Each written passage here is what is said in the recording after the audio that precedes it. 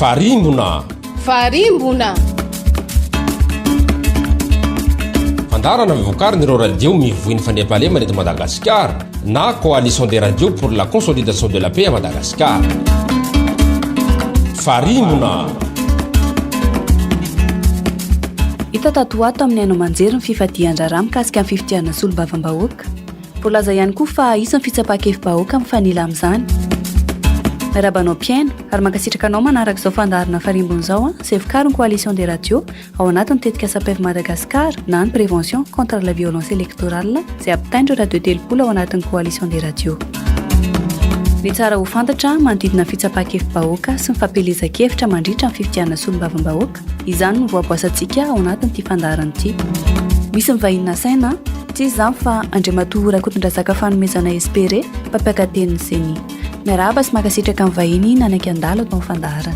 Miaraba ny mpiaino antsika dia miaraba ihany koa ny fandarana Farimbona.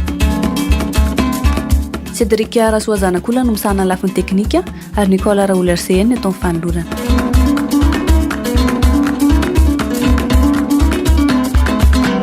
Andriamatoa fanomezana afaka ampatsivinao ve ireo dingana sy fanomanana ho amin'ity fifitianana solombavambahoaka sy fitsapakevim-bahoaka ity? Raha ny efa rehintsika nandritra ny fotoana naharitraritra dia hoe fifidianana solombavambahoaka ny Madagasikara no toto-saina ny 7 ny volana May. Ny zava-nisy nefa ny vaovao rehintsika zany tamin'ny faraparany herinandro lasa iny dia ho toto-saina amin'ny 7 ny volana May io ihany koa ny fitsapakevim-bahoaka.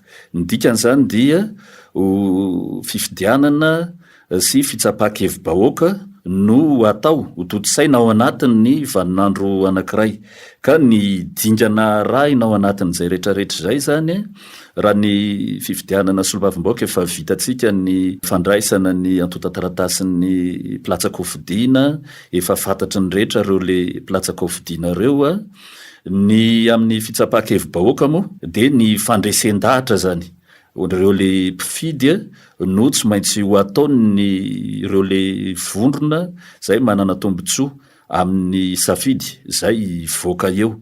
Ka ny momba ny fampelezan-kevitra zany io no ataontsika hoe anisan'ny goavana satria 30 andro no faharetan'ny fampelezan-kevitra amin'ny fanaovana ny fitsapakevim-bahoaka dia hitantsika amin'izay zany fa tsy niandry ny fahen'ny volana May izay voalaza teo tokony hanombohan'ny fifidianana solombavambahoaka tsika fa lasa aloha zany ny fampelezan-kevitra. Mifandrindra ve ny fanomanana ireo fifidianana roa ireo? Raha vadibadika zany ireo le rijanteny samihafa dia azo lazaina zany fa ara-dalàna ny fanatanterahana ny fitsapakevim-bahoaka satria ny filohan'ny repoblika ao amin'ny filan-kevitry ny minisitra ao zany no anapahana hevitra amin'ny anatanterahana ny fitsapakevim-bahoaka, ary tsy toy ny amin'ny fifidianana zay mahazatra antsika hoe maka hevitra any amin'ny voamera-pirenena mahaleo tena misahana ny fifidianana mahakasika ny tety andro anatanterahana ny fifidianana ny filohan'ny repoblika amin'izay fa avy hatrany zany dia manaika ny mpifidy. Ka raha zay lafin'izay zany dia ara-dalàna moa misy ankoa mahazatra antsika hoe rehefa anao fifidianana dia tsy latsaky ny 90 andro melohan'ny anatanterahana ny fifidianana no anaikana ny mpifidy. Dia amin'izao le fitsapakevim-bahoaka zao ihany koa zany tsy mitaky an'izay akory ny lalàna.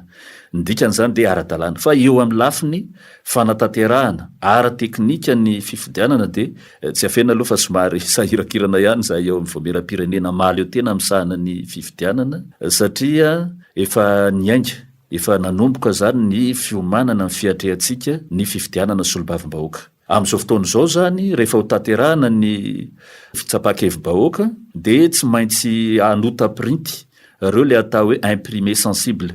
Eo zany ny bileta tokana, ny fitanana antsoratra, ny fandikana le fisy na ny taratasy zay fandraisana mahakasika ireo le vaton'ny mpifidy, ny vata fandatsaham-bato reny rehetrarehetra reny zany dia tsy maintsy atao tomombana avokoa, nefa le fepotona zany somary teritery dia manao ezaka farak'izay tratra ampitomboana avo atao tsy hoe maro eny mihitsy zany le ezaka eo anivon'ny senia mba hahafahantsika zany mitana sy manatanteraka n'izay voalaza ny fitsapakevim-bahoaka sy ny fifidianana solombavam-bahoaka ampivadiana ary totosaina ny fafito amby roapolo ny volana May. Amin'ny fotoana ny fifidianana dia tsy maintsy misy ny fampahafantarana ny vahoaka. Inona ary no atao hoe fampelezan-kevitra ary ara-dalàna ve fampelezan-kevitra rehetra mialohan'ny fotoana? Tonga dia raisitra amin'izay le fanontaniana faharoa zay. Ny fampelezan-kevitra mialohan'ny fotoana dia tsy ara-dalàna. Ary misy moa zany ny fepetra zay mifanandrify amin'izany fanaovana fampelezan-kevitra mialohan'ny fotoana zany, ny fitsarana avim-balalampanorenana. Raha iresakitsika zany mahakasika ny fifidianana solombavam-bahoaka na ny fitsapakevim-bahoaka dia ny fitsarana avim-balalampanorenana zany no sampam-pitsarana mahefa eo amin'izay le lafin'izay. Ka ambara zany fa tsy azo atao ary mandika ny lalàna ny fanaovana fampelezan-kevitra mialohan'ny fotoana. Inona moa ny atao hoe fampelezan-kevitra? Mazava ny voalaza ny 5/5 ao amin'le lalàna fehizoro 7/24 aotratra valo momba ny fitondrana kapobe ny fifidianana sy ny fitsapakevim-bahoaka. Ny fampelezan-kevitra zany dia faharitany amin'ny hoe fitambaran'ny raharaha milohan'ny fifidianana na fitsapakevim-bahoaka, mikendry ny fitarihana ny mpifidy, anohana sy ampandany pilatsaka hofidiana na lisitry ny pilatsaka hofidiana zany. Ary amin'izao le fitsapakevim-bahoaka zao moa zany dia manohana zany na mampandany safidy anankiray amin'le fitsapakevim-bahoaka. Zay zany natao hoe fampelezan-kevitra raha jerentsika zany ny voalazan'ny lalàna.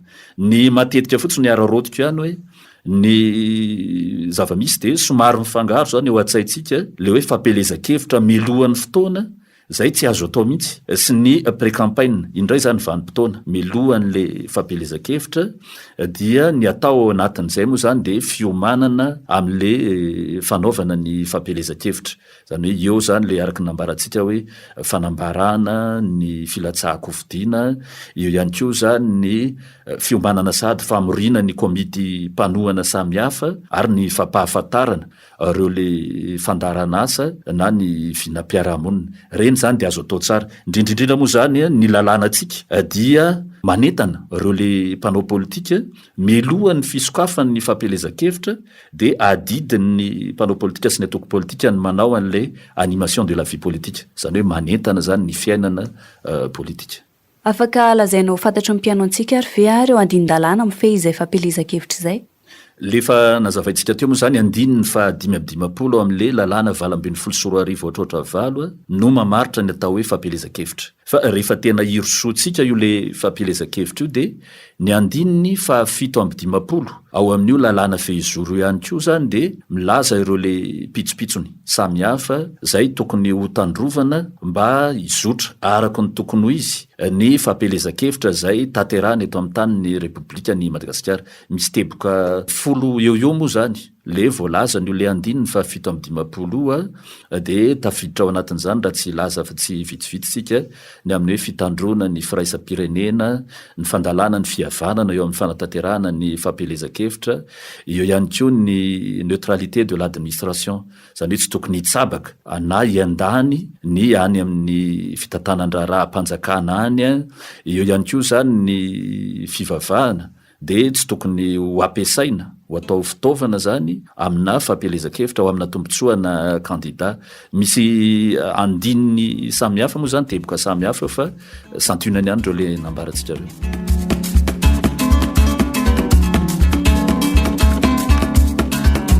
Mialohan'ny idirana amin'ny tapany manaraka, andeha ho renesitsika fanehoan-kevitry ny olom-pirenena izay tojoanay mahakasika izay fitsapakevim-bahoaka izay. Izy ny fitsapakevim-bahoaka amin'ny 7/20 May ho avy izao. Fantatrao ve hoe inona ny votoatiny izany fitsapakevim-bahoaka izany? Fantatra atao hoe tsy fantatra ihany moa izany satria fanovanany ino moa izany lalam-panorenana sa inona izay. Izay fahazahoako anazy. Ohatrany hoe didy rehetrarehetra izany ohatrany isaka misy filolana zany dia miova foana io. Izay fahazahoako anazy. Tena tsy haiko mihitsy. Izay aloha mbola tsy fantatro mihitsy hatramin'izao hoe ahoana ny tonisaka referendum matapaka nefa ny toresaka fifidianana député izy tsy izay moa ilay izy. Dina mbola tsy azoko mihitsy hoe tsy fantatro mihitsy hoe inona ny hanaovana ilay referendum matapaka. Tsy dia mahafantatra loatra ny momba n'ilay fisapakevim-bahoaka amin'ny ataon'io za. Ny votoatin'izay tompo dia tsy dia tena fantatra satria mbola tsy nisy fampahafantaran'ny fanjakana zany hoe mpitondra fanjakana hoe inona avy le zavatra ho antaninan'le vahoaka zany. Endra misefa dia mbola anao zao ara zao no andrenesako sy afantarako an'izao izao. Fa tena mbola tsy nainao izany mihitsiny a. Votoantony zany dia resaka hoe tsy fantako. Amin'ny ankapobeny aloha tsy fantatra le votoatin'le fitsapakevim-bahoaka atao a, satria tsy noenoeno mihitsy le izy fa le fifidianana député no malaza, fa tapoka be zany nao amin'ny vahoaka malagasy ara le izy hoe isy fitsapakevim-bahoaka indray miaraka amin'le fifidianana député, dia hita hoe sanganehana le fiarahamonina sy mponina rehetra zany hoe ahoana indray le hoe misy fitsapakevim-bahoaka le izy.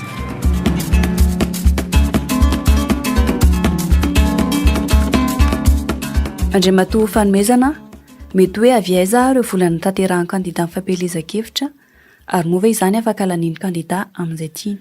Ny lalànantsika dia manorontsorotra ao amin'ny 17 amin'ilay lalàna 7 lalàna fehizoro momba ny fitondrana kapobeny ny fifidianana sy ny fitsapakevim-bahoaka. Mitanisa zany izy eo hoe avy aiza avy ny famatsim-bola ny fampelezan-kevitra zay eken'ny lalàna. Dia misy ohatra zany azon'ny kandida atao ny mitondra ny anjara birikiny, zany hoe anjara entin'ny mpilatsaka hofidiana manokana na ny olona manana tombotsoa ho amin'ny safidy, satria tsika miresaka referendum zany eto. Azo ekena ihany koa ny findramam-bola na ny fampisamboram-bola na vatsom-bola azo averina, ny fandraisana anjara ny antoko politika, ny fandraisana anjara ny isam-batan'olona zany hoe mety misy olon-tsotra ao zay manohana ny kandida na manana tombotsoa amin'le safidy amin'ny referendum dia mitondra ny anjara birikiny izy. Eo koa ny fandraisana anjara ny fikambanana, akoatra ny fikambanam-barotra andraisan'ny fanjakana anjara, io zany le société commerciale à participation publique. Dia ny farany moa zany amin'ireo le sokajany vola azo ampiasaina amin'ny fampelezan-kevitra ireo dia ny vola miditra fanampiny, indrindra zany azo amin'ny fivarotan-javatra na vola miditra amin'ny fihetsiketsehana samihafa. Zany hoe raha ohatra ka ravintsika zany zay dia ataontsika hoe malalaka ihany ny fahazoana famatsim-bola amin'ny fampelezan-kevitra. Fa ny tena hoe tsy azo atao zany, atao hoe voarara, dia ny fisina vola avy amin'ny fanjakana ohatra na avy amin'ireo le orinasa zay ananany fanjakana pitrabola, reny zany dia tsy afaka mihitsy andeha amatsy vola ny fampelezan-kevitra na kandida na lisitra na kandida na mpanohana ny safidy amin'ny fitsapakevim-bahoaka. Raha zay no mikasika ny loharam-bola, inona avy ireo fitsipika na lalàna mipetraka mba hoentina manara-maso ireny famatsim-bola ireny? Ho antsika eto Madagasikara aloha zany amin'izao fotoana izao dia tsy voafetra ny vola ampiasaina amin'ny fampelezan-kevitra.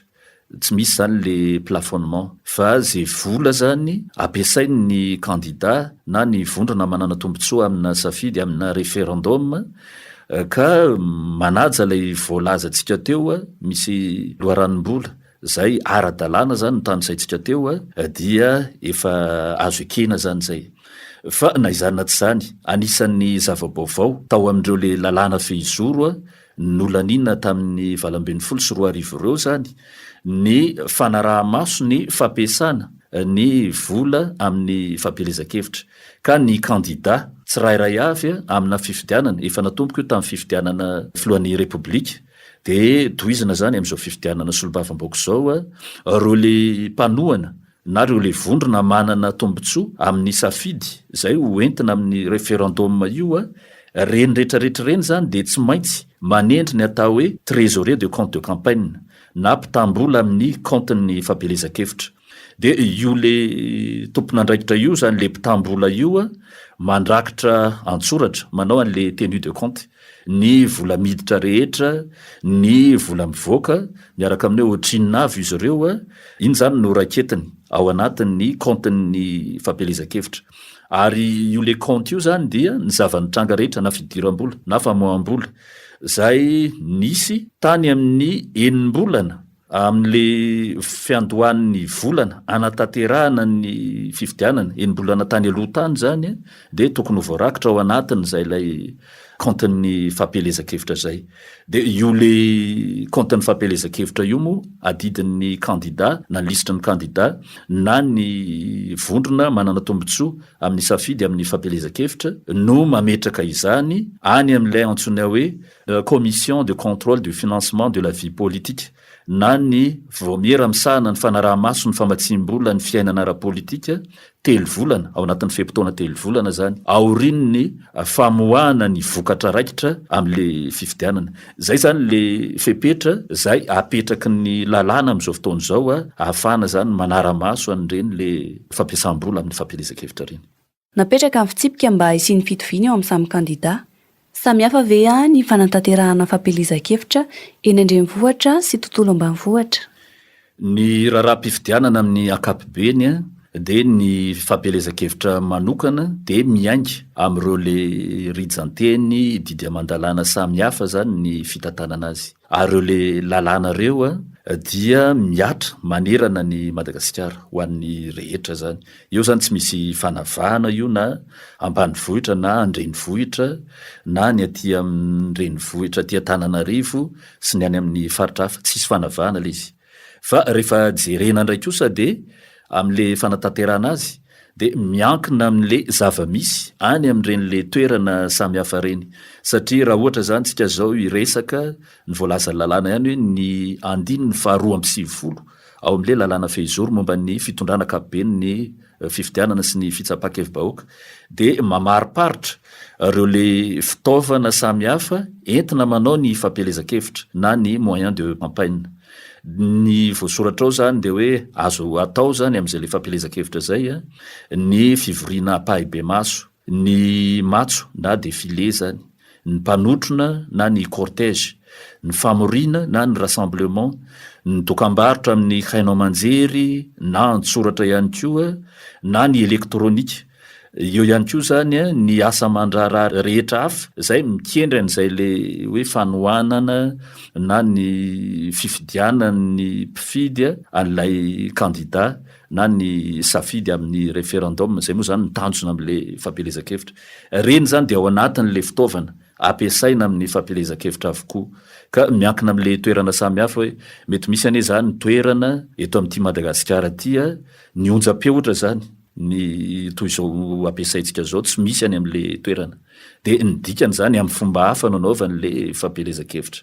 Amina toerana hafa ihany koa zany dia mety mahavantambantana kokoa an'le platsaka hofidiana na ny mpanohana ny safidy amin'ny référendum ny manao fampelezan-kevitra amina fomba hafa zay hitany. Fa metimety arakaraky ny stratégieny zany io arakaraky le toerana misy any amin'ny faritra zay irotsahany anaovana fampelezan-kevitra dia safidiny malalaka moa zany zay. Azo lazaina ve hoe efa niova fomba fisainan'ny olom-pirenena manoloana ireny tolotra madinidinika omena azy ireny mandritra ny fampelezan-kevitra?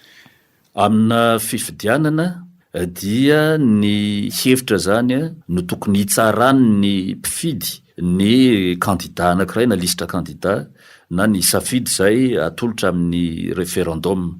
Zay zany no tokony ho izy. Marina fa misy tokoa zany manao an'ireo le tolotra samy hafa any amin'ny mpifidy dia anjarany tsirairay avy, anjaran'ny olom-pirenena tompona andraikitra no mamakafaka mandalina an'ireny le tolotra reny hoe mety manana endrika fividianana azy ve le izy sa tsika moa manana fomba ihany koa tsika eto Madagasikara eto isaky ny faritra mety ho fankasitrahana fa dia anjarany zany no mijery an'izay. Ary eo moa zany mahazava-dehibe ny fanabeazany ny olom-pirenena momba ny raharaha-pifidianana satria raha ataontsika hoe voabe matotra ny mpifidy malagasy dia ninonina tolotra mety ho atao eo zany dia any amin'ny hevitra no hifampitsarana any amin'ny fifidianana. Raha oharitsika amin'ny zava-nisy teo aloha ny tenako manokana zany dia mahatsikaritra hoe misy fivoarany zay le fahamatorany mpifidy malagasy zay.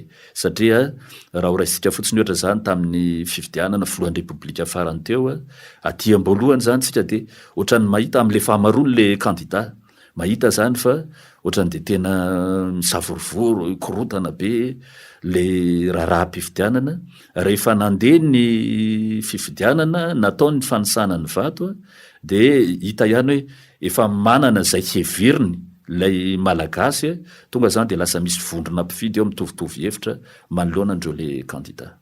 Rehefa mirotsaka misehatra tony solombavam-bahoaka ny olona ray manana anjara toerana lehibe ve ny fananana hoenti-manana sa ny fananana foto-kevitra tsara de ampy azon'ny fon'ny olona?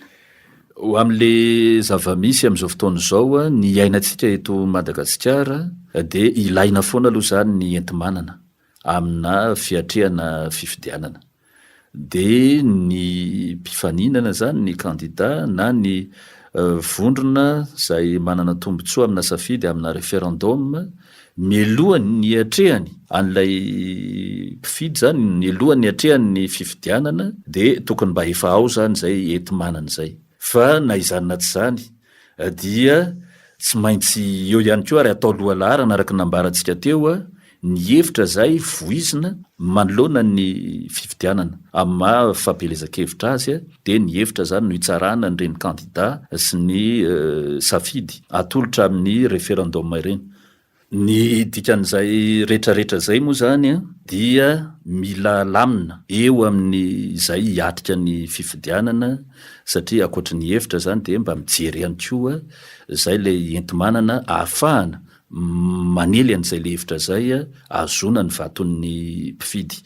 Ny zava-misy moa zany azo atao tsara ny ho an'ny mitovitovy hevitra zany ny mitambatra mba ho lasa lavitra kokoa ny hery. Ny enti-manana zany de atambatra mba ahafahana manohana hevitra mitovy ao anatin'izay le fifidianana zay.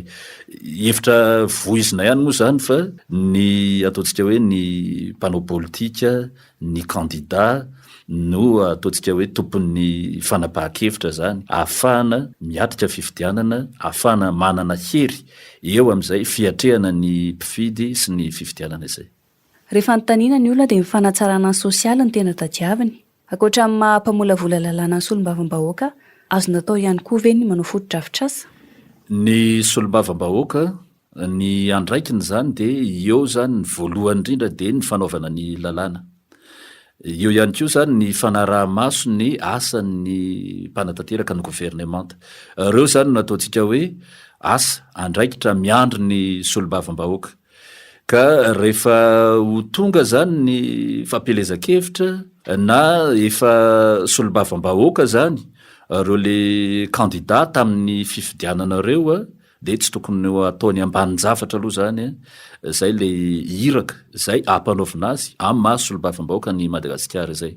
Ny akoatr'izay de misokatra ny adi-hevitra satria rehefa jerena tokoa zany lasa dinodino zay lay andrasana amin'ny solombavam-bahoaka zay fa lasany amin'ny fanaovana ny asa soa ny solombavam-bahoaka, any amin'ny fanaovana ny lalana, ny fananganana ny tobim-pahasalamana hoe ratsy vesa azo ekena zay le lafin-javatra zay de ny everiko ho an'ny tena manokana de rehefa hiatrika ny fifidianana zany tsika de tokony apetraka amin'ny fijery tokony ho izy aloha zany ny mpifidy reo hoe inona marina moa zany ny andraikitra ny solombavam-bahoaka de avy amin'ny alalan'izay no ahafahany mifidy an'ireo le solombavam-bahoaka hoeny amin'ny lapany tsimbazaza.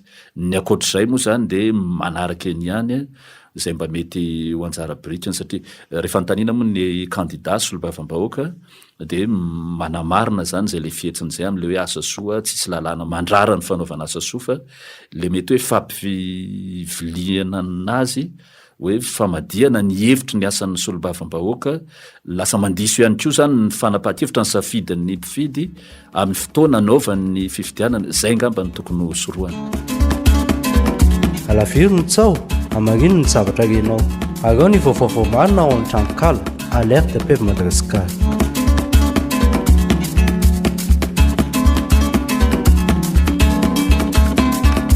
Eto no mifarany ty fandaharantsika ity.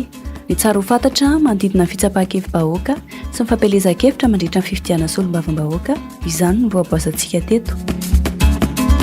Isaorana Andriamatoa Rakotomandrasaka fanomezana espere, mpampiaka teny seny ny radio mpiaramiasa amin'ny coalition des radio, ny teknisianina nikirakira amin'ny feo, ny tena kosa manao velomanao amin'ny fandarina manaraka indray. Veloma tompoko. Farimbona fandarana mivokarina ireo radio mivoiny fandriam-pahalemana eto Madagasikara na coalition des radios pour la consolidation de la paix à Madagascar. Farimbona. Ny tetika asa PEV Madagasikara dia toanan'ny ICSP sy vondrona européenne.